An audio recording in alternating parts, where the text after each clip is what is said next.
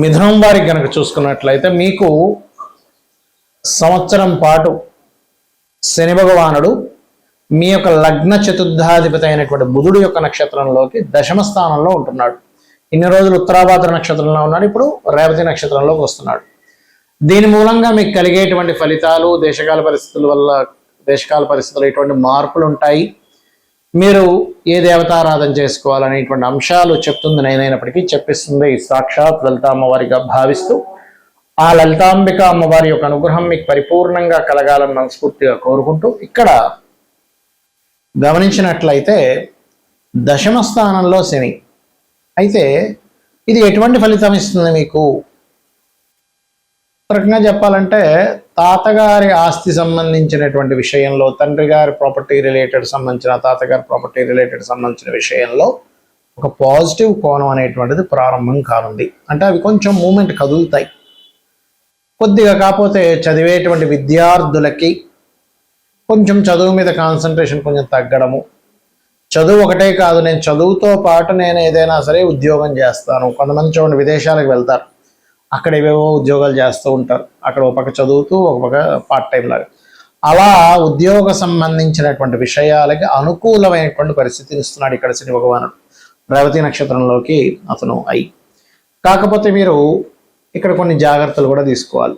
ఏమిటది అంటే, కొన్ని ధన సంబంధించినటువంటి విషయంలో, ఒక మాట పట్టింపు విషయంలో చిన్న చిన్న ఈగో క్లాషెస్ రావడము, ధనపరంగా కొంతవరకు బాగుండడము, ఇటువంటివన్నీ కూడా జరుగుతూ ఉంటాయి ఇక్కడ చూసుకున్నట్లయితే. అలాగే మరొక విషయం ఏంటంటే, ఇక్కడ గమనించినట్లయితే ఈ యొక్క విషయంలో ప్రధానంగా మీరు ఈ సప్తమాధిపతి మిథునం వారికి బాధకుడు అవుతాడు. కాబట్టి ఈ సప్తమాధిపతి బాధకుడు అవుతున్నందుకు ఇది ఒక రకంగా చెప్పాలంటే కొన్నిసార్లు చూడండి, జీవిత భాగస్వామి ఒక దగ్గర ఉంటే మీరు ఒక దగ్గర ఉండడం, మీ జీవిత భాగస్వామికి ఏదైనా గవర్నమెంట్ ఎంప్లాయ్ అనో లేకపోతే ఇంకేదైనా విదేశాలకు వెళ్ళేటువంటి ఉద్యోగ అవకాశాలు రావడం, తద్వారా ఆ విదేశాలకు వెళ్ళి చదువుకొని అక్కడ ఇంకేదైనా సెటిల్ అవుదాం అనుకోవడం. ఆ రకంగా మీకు మీ జీవిత భాగస్వామికి ఇద్దరికీ కూడా ఉద్యోగ సంబంధించినటువంటి విషయంలో మంచి అనుకూలమైనటువంటి వాతావరణం లభించనుంది. ఇక మీరు నిత్యము చేయవలసింది లలిత అమ్మవారి యొక్క ఆరాధన చేయండి. అందులో ప్రధానంగా ఓం మాణిక్య మకుటాకార జానుద్వయ విరాజితాయై నమః అనే మంత్రం చేసుకోండి, అన్ని విధాలు బాగుంటుంది. మరి ఈ యొక్క శని మే 18వ తేదీ నుంచి మీనరాశిలోకి ఉత్తరాభాద్ర నక్షత్రం విడిచి రేవతి నక్షత్రంలోకి వెళ్తున్నందుకు దేశకాల పరిస్థితుల్లో ఎటువంటి ఫలితాలు ఉంటాయి మనం ఎప్పటి నుంచో చెప్తున్నాం. ఈ సంవత్సరం కొన్ని వాయు సంబంధం మూలకంగా మనం చాలా రోజుల నుంచి చెప్తూనే ఉన్నాం. యుద్ధ సంబంధించింది చెప్పాము, అదేవిధంగా చాలా విషయాలు మైథుని జ్యోతిష్యం, మేదిని జ్యోతిష్యం పరంగా. ఈ మేదిని జ్యోతిష్యం పరంగా చూసుకుంటే దీన్ని ఇంగ్లీష్లో ముండేన్ ఆస్ట్రాలజీ అంటారు. అయితే ఈ కాంబినేషన్ వల్ల కొన్ని దేశాలలో, మన ఇండియాకి అయితే అంత పెద్ద ఎఫెక్ట్ ఉండదు గుర్తుపెట్టుకుని, కొన్ని దేశాలలో ఈ విస్ఫోట సంబంధంగా మనం చూడండి, వాళ్ళ రేపు యుద్ధం జరుగుతుంది కదా, ఈ యుద్ధాలలో కొన్ని యాటమ్ బాంబు అనుసంబంధించినవి కొన్ని డిస్టర్బ్ అవ్వడము, దాని ద్వారా ప్రకృతిలో గాలిలో వాయువులో కొన్ని మార్పులు రావడం. ఎందుకంటే ఇక్కడ మీరు కనుక గమనించినట్లయితే బుధుడు యొక్క నక్షత్రంలోకి శని సంబంధం కలుగుతుంది మీన రాశిలో, అది కూడా జలరాశుల్లో. కాబట్టి జలము వాయువు కలుషితం అనేటువంటి చూపిస్తుంది. కాబట్టి మీరు ఏ ప్రాంతాల్లో నివసిస్తున్నా ఎక్కడ ఉన్నా కూడా జలము కాచి చల్లార్చిన నీరు తీసుకోవడం చాలా ముఖ్యం ఈ సంవత్సరం అంతా కూడా. అంటే వచ్చే సంవత్సరం జూన్ 2వ తేదీ వరకు కూడా అందరూ ఇది ప్రధానంగా పాటించండి. ఇది షేర్ మార్కెట్ మీద కూడా ఎఫెక్ట్ చూపిస్తుంది. ఎందుకంటే బుధుడు షేర్ మార్కెట్కి కారకుడు, ఆ షేర్ మార్కెట్ కారక నక్షత్రం మీదకి శని వచ్చాడు. అలాగే కమ్యూనికేషన్ రంగాల మీద కూడా ఇది ప్రభావం చూపిస్తుంటుంది. ఆ రకంగా రోగాల ప్రభావము, అదేవిధంగా చాలా దేశాలు అయ్యో ఇంత అప్పు ఉందా ఈ దేశానికి అనేటువంటిది కూడా బయటపడనుంది, గుర్తుపెట్టుకోండి. ఎందుకంటే ఈ శని అప్పులకి కారకుడు, బుధుడు అప్పులకు కారకుడు.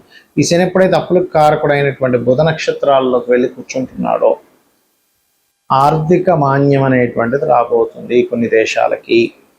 కాబట్టి ఏ దేశవాసులైనా కూడా ఈ యొక్క విషయంలో అంటే వాళ్ళ యొక్క ఫైనాన్షియల్ రిలేటెడ్ సంబంధించినటువంటి విషయంలో అనుకూలత ఉండాలి. కానీ ఈ యొక్క గ్రహస్థితి ఇండియాకి మాత్రం ధనపరంగా మంచి గ్రోత్ని ఇవ్వబోతుంది.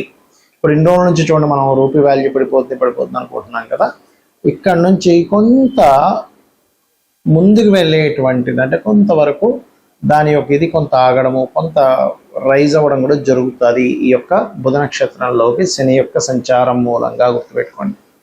అయితే మరి అందరూ కూడా ఏం చేయాలి? ఇప్పుడు కొంతమందికి జాతకం తెలుస్తుంది, కొంతమందికి తెలియదు, వాళ్ళ పర్సనల్ చార్ట్ తెలియదు, వాళ్ళ ఏ రాశి తెలియదు.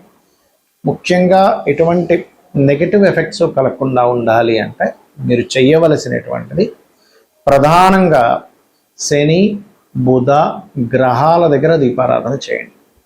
గోవులకి గోంగూర బెల్లం లాంటివి తినిపించండి. అంటే మీ జాతకం, మీ నక్షత్రం ఏదైనా కానివ్వండి, మీ రాశి ఏదైనా కానివ్వండి, మీ లగ్నం ఏదైనా కానివ్వండి, ఇది ఎప్పుడైతే ఈ బుధ నక్షత్రాల్లోకి శని యొక్క సంచారం జరుగుతుందో ఇది గొప్ప ధనయోగాన్ని ఇస్తుంది, గుర్తుపెట్టుకోండి.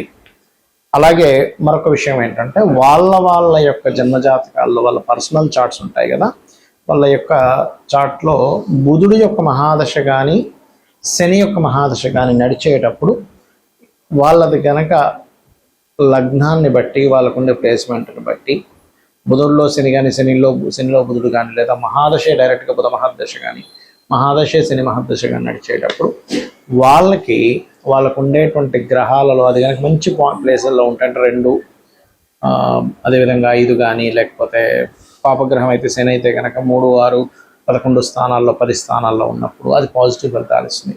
అలా కాకుండా కొద్దిగా ఇది చతుర్థ భావంలోనో లేకపోతే శుభగ్రహాలు అయ్యుండి పాపస్థానాలు, అంటే బుధుడు కనుక పాపస్థానాల్లో ఉన్నట్లయితే గోచారంలో బుధరాశుల్లో శని యొక్క రాక జరుగుతుంది కాబట్టి అది కొంచెం హెల్త్ మీద ఎఫెక్ట్ ఇస్తుంది. కాబట్టి మీరు ఎవరికైనా ఈ యొక్క గ్రహ ప్రభావం వల్ల మీ జన్మజాతకంలో కూడా ఆరోగ్య సంబంధించినటువంటి విషయంలో ఇబ్బంది పడుతున్నట్లయితే ఒక చక్కటి మంత్రం ఉంటుంది, అది చేసుకోండి.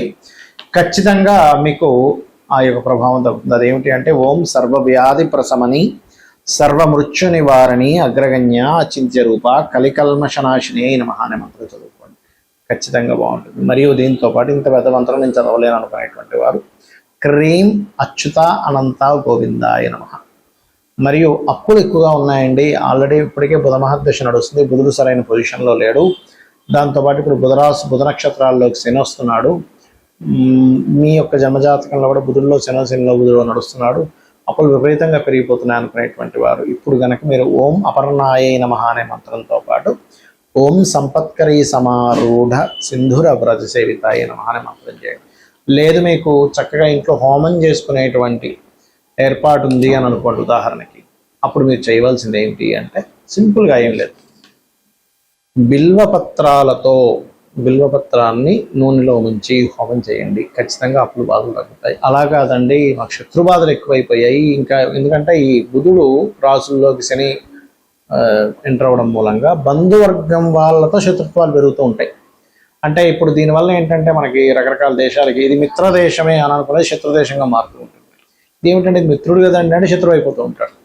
అలాగే దేశాలకి మధ్యన ఉండేటువంటి మిత్రత్వాలు శత్రుత్వము, మనుషులకు ఉండేటువంటి బంధువర్గాల్లో కూడా తెలియని ఏమిటి ఇట్లా చేశాడు, ఇంత నష్టపరిచాడు నన్ను అనేటువంటిది వస్తుంది. అలాంటప్పుడు మీరు చేయవలసినటువంటిది ఏమిటి అంటే మిరియాలు నూనెలో వేసి ఆ మిరియాల నూనెతో కలిపిన హోమం కనుక చేసినట్లయితే మీకు మీరుగా చేసుకోవచ్చు, లేదా ఏదైనా పురోహితుని పెట్టుకుని కనుక చేసినట్లయితే శత్రు నాశనము, అది మీ అంతర్గతంగా ఉండేటువంటి రాగ ద్వేషాలతో నిండినటువంటి తత్వం మీలో ఉంటే అదిపోతుంది. నిజంగానే మీకు కనుక ఎవరైనా శత్రువు మిమ్మల్ని ఇబ్బంది పెట్టాలనుకుంటే కూడా ఆ యొక్క దోషం కూడా పరిపూర్ణంగా పోతుంది. శ్రీమాత్రేయ నమః.